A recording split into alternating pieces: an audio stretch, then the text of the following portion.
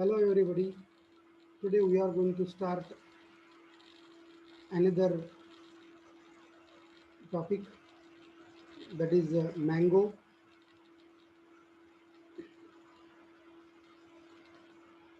Now, this mango is a very important fruit plant in our country. This mango is botanically called as Mangifera indica. This Mangifera indica, this mango is the most important fruit plant because of its various utilities. Family is Anacardiaceae, and origin is Indo-Burma region. Now, in this case of mango, particularly in Maharashtra, the quality of mango is very good compared with that is grown in other parts of the country. Now, let us see what are the uses of this mango. Let us first of all understand that this is a tropical fruit, so it can be grown in the area where the temperature is more. And this mango has very most important nutritive values, means it is a nutritious fruit. So fresh table fruit, it is consumed as table fruit. Table fruit means that fruit which is consumed on the table without making any process, without cooking, without frying, like that. So that's why it is called table fruit. Then this mango fruit also used for preparation of various products like jam, squash, canned pulp, slices, pickles, chutneys, and many other products are also made at our domestic small scale industries or at our house. Now this mango in Konkan area, the variety mango Alfonso is famous, what we call Hapus Amba, Alfonso mango variety. And all mango varieties are rich of vitamin A, B, and C. Then, in this case of soil requirement for mango cultivation, it can be grown in all kinds of soils from alluvial soil to laterite soil. But the slight acidic soil, well drained soil, and soil deep up to 2 meter, loamy soil, these are good for cultivation of mango because such soil is rich of organic matter. Then the water table should be below 2.5 meter. It means that the soil should be well drained. Well drained in the sense means there should be no accumulation of water in the soil. So pH of soil should be between 5.5 to 7.5, means mango plant can tolerate acidic and little bit alkaline soil also. In case of Ratnagiri in Konkani area, we find that the soil is rich of iron and aluminium. So that's why mango produced in Ratnagiri district has a particular color and taste. Now here in this case of mango, let us turn towards the climatic requirements. This can be grown in different kinds of soils, but as we have studied just now, tropical and subtropical climate is good for growth of mango. The temperature, that is atmospheric temperature, should be as possible 24 to 27 degrees centigrade. But we know that in Maharashtra, in some parts, the temperature goes beyond 48 degrees centigrade. Then in that case, it may little bit affect the growth and development of the fruit. Now, very low temperature means that is we call freezing temperature during flowering is not good for production of this mango. Low temperature will reduce the growth and development of mango. Now, the water requirement means rainfall requirement annual is 250 centimeter. During flowering, what is important point that during flowering, bright sunny days and low humidity, these things are good for growth of this plant, and it will also increase flowering. Then warm, fairly warm, dry temperature during flowering, that is also good. Then come to propagation of mango. In this mango propagation, there are two methods. One, it is a sexual method, another is asexual method. Sexual method means where propagation of the plant is done by using seed. So in case of mango, that is seed, that is called stone. So that is planted, and when seedlings grow in nursery, such seedlings are transplanted to the main field, and grafting from good quality variety is done. Second is asexual method. It is asexual method means vegetative propagation. Vegetative propagation means by using stem, root, or any other part of the plant other than seed. Except seed, what we use for propagation, that is called asexual method. Now, in this asexual method, the quality is maintained and we can get good propagation. So, generally, in this case, the some many varieties are monoembryonic. There are two kinds of embryonic system. Monoembryonic means where only one embryo is there in the seed. That is called monoembryonic. And polyembryonic means where more than one seeds are available. That is called polyembryonic. In case of polyembryonic seeds, we can get more number of plants from single seed. But in monoembryonic seed, only one plant is germinated. So here, asexual method is good because it gives two to the type. Means suppose Alfonso or Hapus we have propagated, we will get the same quality of Alfonso fruit which we have propagated. So propagation is done in asexual method. First of all, mango rootstock seedlings are grown. Means we have to select the uh, ripened mango of any variety. Then the stone means seed is removed, that is planted in the nursery bed. Then the seedlings, when attained at least 1 feet height or pencil size thickness, that seedling is transplanted to the main field, and on that seed, grafting of good quality seed is done. So in nursery also grafting can be done, in the main field also grafting on the root stock plant can be done.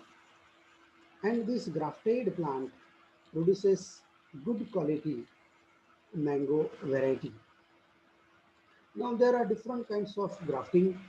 Grafting means in one stalk another stem is cut and then it is inserted. So there are different kinds of techniques of grafting like veneer grafting, approach grafting, side grafting, and stone grafting. So these are the graftings. Stone grafting, then the cyan means the stick from good quality variety is taken, and at the bottom on the two side cut is given, and that is inserted on the root stock. So as we have studied that polyembryonic system is available. Now then seeds lose viability within 4 to 5 weeks from extraction. When we extract seed from the fruit, within 1 month or for 5 weeks, we have to use it for sowing purpose. Generally, grafting, stone grafting is done in the month of stone grafting is done in the month of July or August. Then come to spacing. In this case of spacing, planting is done at 7 by 7 meter spacing. 7 by 7 meter means plant to plant 7 meter, row to row 7 meter. That is called 7 by 7. Now in this mango, this spacing depends upon the kind of variety, depends upon the quality of soil, depends upon other factors also. So this generally in case of dwarf variety, 7 by 7 meter distance is kept. For the tall variety, 10 by 10 meter distance is kept. Then come to the varieties. In case of varieties, there are different varieties are available throughout the country, and these varieties are classified in different ways. Now, how these varieties are classified? That number one, that is a table varieties. Table varieties means those varieties which are having good quantity and good quality juice, that is called table varieties. For example, Alfonso means Hapus, Kesher, Neelam, Totapuri, Dasaheri, Langra किंवा Langda, Goa Mankur, Ratna, Amrapali, Malika, and other. So these varieties are available. Then come to the another varieties which are called juicy varieties. Juicy varieties means those varieties which are propagated or which are known for good quality juice. That is called juicy variety.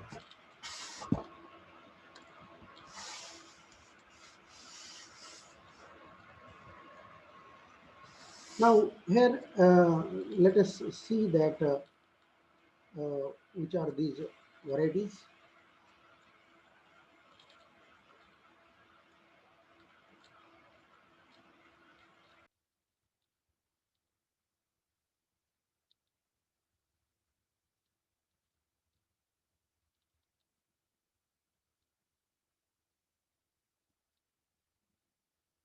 So which are these varieties? Let us see.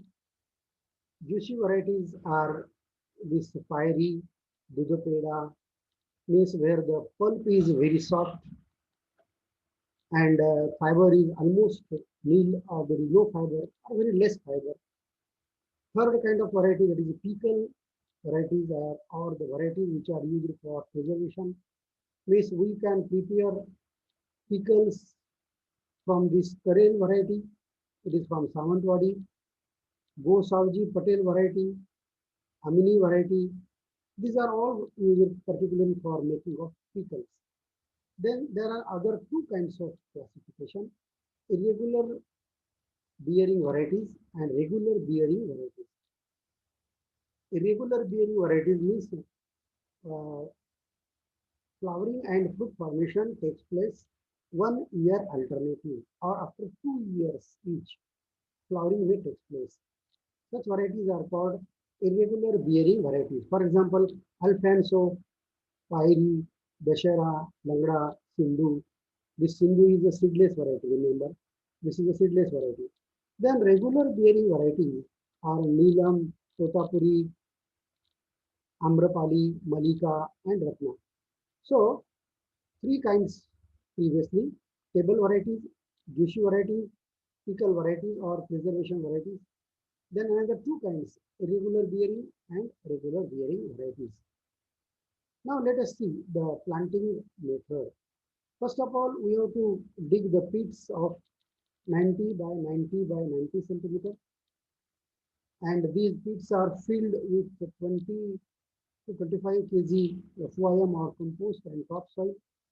Then also borate 10G should be mixed in the upper layer of soil.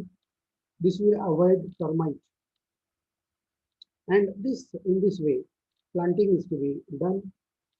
Then the seedlings which are grown in the nursery, they are transplanted with using earth ball, rooted balls of graft.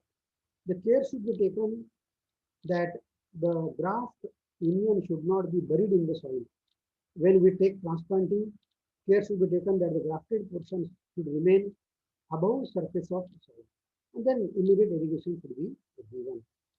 Then aftercare, in this case aftercare, we have to maintain uniform moisture in the soil, and this moisture level is this moisture level to be maintained for proper growth of the seedlings. Then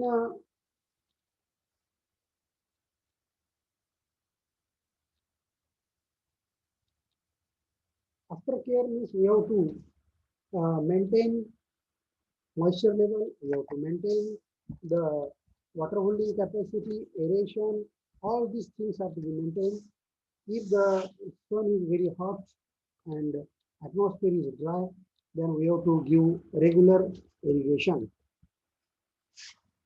Let us go to another portion, that is manuring. Manuring depends upon the growth stage of the plant. As per the growth stage or growth phase, we have to provide manures, that is in the form of nitrogen, phosphorus, and potash, and likewise it can be done. The doses of NPK depends upon the stage of the mango plant. So manuring should be done in the month of June, July, September, October, and January, February. At these three times, manuring can be given. Now let us see the doses. In this case, the NPK, that is different. FYM, there are different doses, but very important thing that nitrogen, phosphorus, potassium, these these are to be applied in gram per plant. So in first year, 20 as to 18 as to 50 means 20 gram nitrogen, 18 gram phosphorus, 50 gram potash should be applied per plant. In the second year, 50 as to 27 as to 75. In between 3 to 5 years, the dose is almost double, 100 as to 36 as to 100. When the plant is above 8 years up to 10 years, dose is again increased, 400 as to 144 as to 400 gram per plant. And when the plant age is more than 10 years, then the dose of NPK should be 500 as to 360 as to 750. Come to irrigation. Irrigation requirement is very important. First irrigation is given just after planting, and other irrigations are given at 2 or 3 days interval. Then remaining irrigations depend upon the season. If it is summer, at the interval of 3 to 5 days, irrigation should be given. So regular irrigation is very important in cultivation of growth of mango plant. Intercropping. During the first 8 to 10 years, we can take intercrops because during the period of 8 to 10 years, the growth of mango plant is slow. So at that time, between the mango plant rows, we can grow papaya, we can grow pineapple, or we can also grow vegetables as intercrop. So, but later on, after 10 years of plant growth of mango, intercrop should not be grown because that will affect the growth of mango plants. Let us go to pests and diseases. In the pests and diseases, mango hopper. This is another important pest. Hopper, leaf hopper. We know leaf hopper. So these hoppers damage the plants by consuming the plant leaves. Mango hopper may also damage the plants very severely. Then stem borer is there, shoot borer is there. Both of these pests also bore into the stem, and they also cause destructive effect on the plant. So control measures are to be very carefully implemented and we have to protect the plant. So in these all pests, important thing that we have to use night traps or the traps in during the night times light bulbs are used and below the light bulbs poisonous baits are kept. So when insects are attracted towards the light, they fall down in the bait and they are killed because there is a poison. So hoppers can be killed by spraying of malathion or by monoprotophos. Spraying can be done or spraying of carbaryl 10% also can be done. There is also another, there is a mealybug. Now mealybugs affect flowers, fruits, shoots also. So in this case of mealybug, the um, control measure to be applied that we have to use stiff bands of grease and coal tar. It is coal tar. So 1:2 in this ratio. This is to be band is to be given means on the trunk of the plant.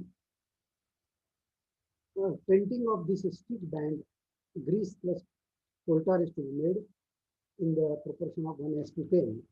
So or we can also use resin plus castor oil 4:5. So on the trunk of the plant, this is to be painted or the layer is to be given. We can also use polythene sheets between the two rows of the plant and when polythene sheet is sprayed, that will not allow the insects which are hiding in the soil to come up. So we can also use spraying of monoprotophos. So here in the photograph you can see that these are the eggs of mealybugs, white in color. You might have seen such eggs on other plants in the our courtyard or in around your house. You might have seen such kind of eggs on the, different other plants too.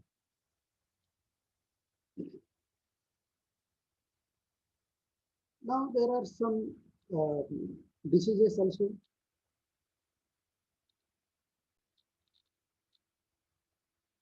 In case of diseases,